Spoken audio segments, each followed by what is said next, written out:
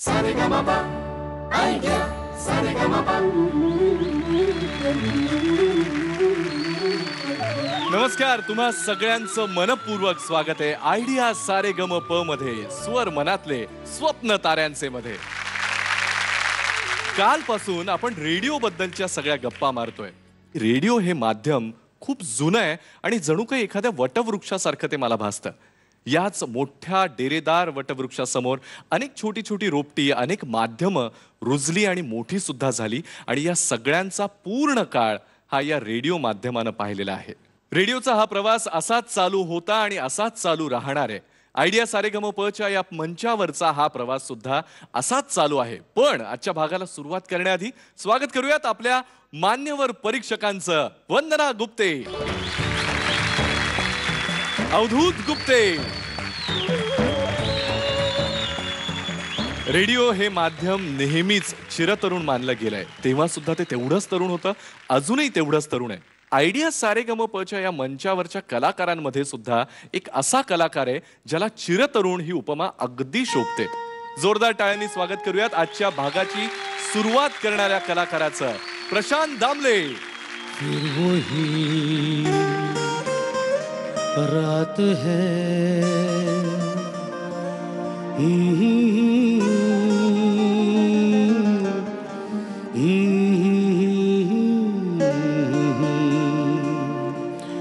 फिर वही रात है, फिर वही रात है ख्वाब की. ओ रात भर ख्वाब में देखा करेंगे तुम्हें, फिर वही रात है,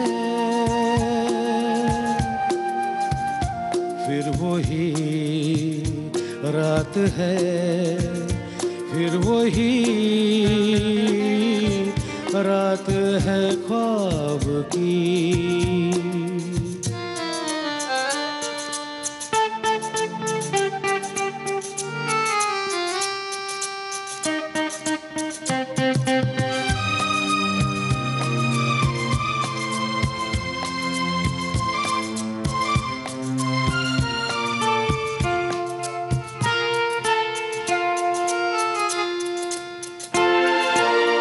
मासूम सी नींद में जब कोई सपना चले, ओ हमको बुला लेना तुम पलकों के पर्दे तले. ओ ये रात है ख्वाब की, ख्वाब की रात है, फिर वही रात है, फिर वही रात है, फिर वही रात है ख्वाब की.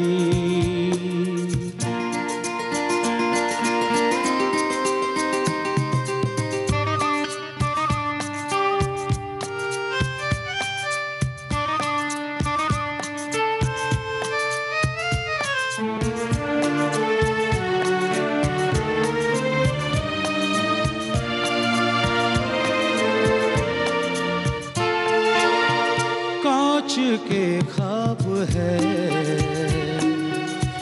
आँखों में चुभ जाएंगे, ओ पलकों में लेना इन्हें,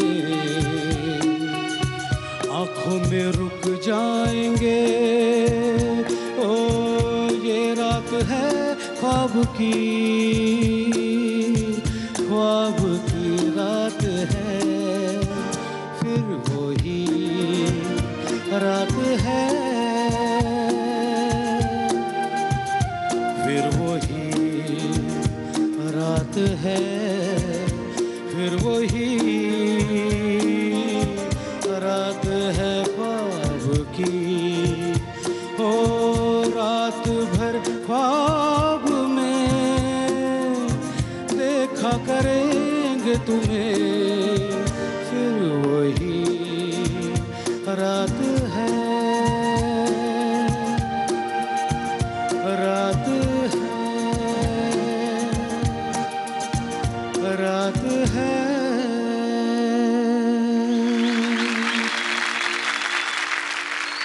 इतकी सुंदर सुरुवात केलीत तुम्ही, एकदम वेगळ्या विश्वात नेलत मला तुम्ही.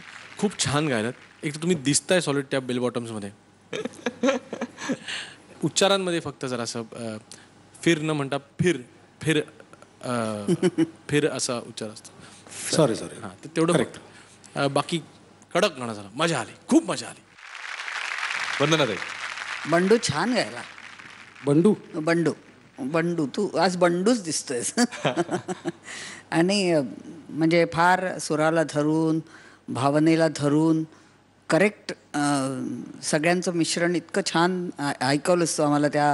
त्या काळात नेलं असं. फार छान गायला, मस्त गायला असं अगदी. थँक्यू. गुण बघूयात.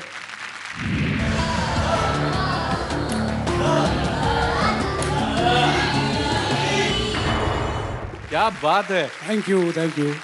वंदनाताईंकडून नी आणि अवधूतकडून ध मिळालाय. कसं वाटतंय? वंदनाताईने नीटमध्ये धक्काच बसलाय मला.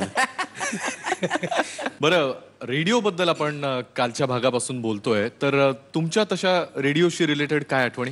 रेडिओची गाणी ऐकून मोठा झालो. मला आठवतंय अनेक महिने एक गाणं सातत्याने होतं. रंग और नूर की बारात किसे पेश करूं, ये मुरादों की हसी रात किसे पेश करूं. ही गाणी ऐकून मी शाळेत जायचो आणि शाळेच्या कॉम्पिटिशनमध्ये भाग घ्यायचो. तिथपासून माझं गाणी ऐकणं आणि म्हणायचा प्रयत्न करणं हे तिथपासून सुरू झालं. त्यामुळे रेडिओ हा अविभाज्य घटक माझ्या आयुष्यातला. एक जण आहेत त्यांची तुमच्याबद्दल काहीतरी तक्रार आहे, तर त्यांना इथे येऊन ते काय ते तुमच्याशीच बोलायचं आहे. बरं, बोलूयात का? हो.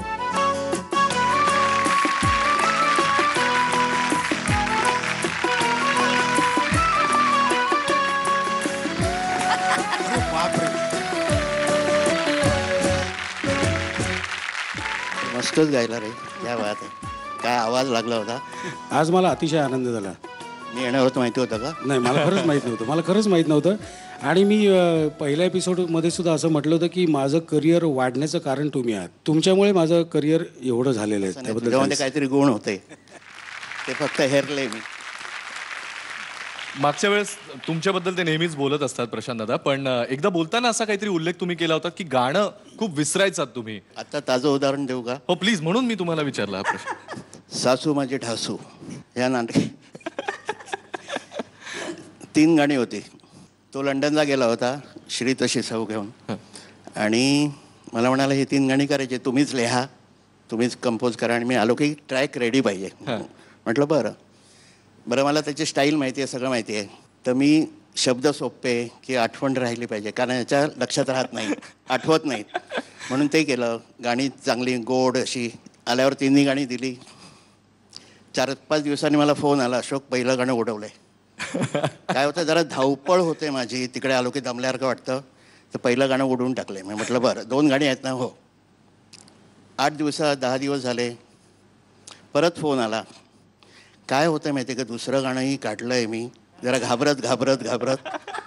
कारण तो सेट जेव्हा बदलतात ना, तेव्हा माझी गोची होते, म्हणजे मी कुठून यायचं आणि काय करायचं. तर ते दुसरं गाणं अरे म्हटलं देवा, त्यांनी छान झाली होती गाणी. म्हटलं तिसरं तरी आहे ना? हो, अजून तरी आहे म्हणा. 0 नंबर होतो आमच्याकडे नाटकाचा प्रयोग करायच्या अगोदर. त्याला मी गेलो, गपचूप बसलो होतो जाऊन, याला कळवलं पण नाही. नाटक संपलं, गाणंच नाही. मी आतमध्ये गेलो तर हा चोरासारखा आतमध्ये बसलेला. अशोकजी तेही ओढवावं लागलं. एक प्रॉब्लेम काय माहिती आहे का, माझी गाणी पाठच होत नाही. पक्की काका, तुम्ही इथे आलात. आयडिया सारेगमपच्या मंचातर्फे तुमचे मनापासून धन्यवाद. आणि प्रशांत दादा, तुमच्या पुढच्या सगळ्या परफॉर्मन्सेससाठी ऑल द बेस्ट. थँक्यू. पक्की काका, मी तुम्हाला समोर स्थानापन्न व्हायची विनंती करतो.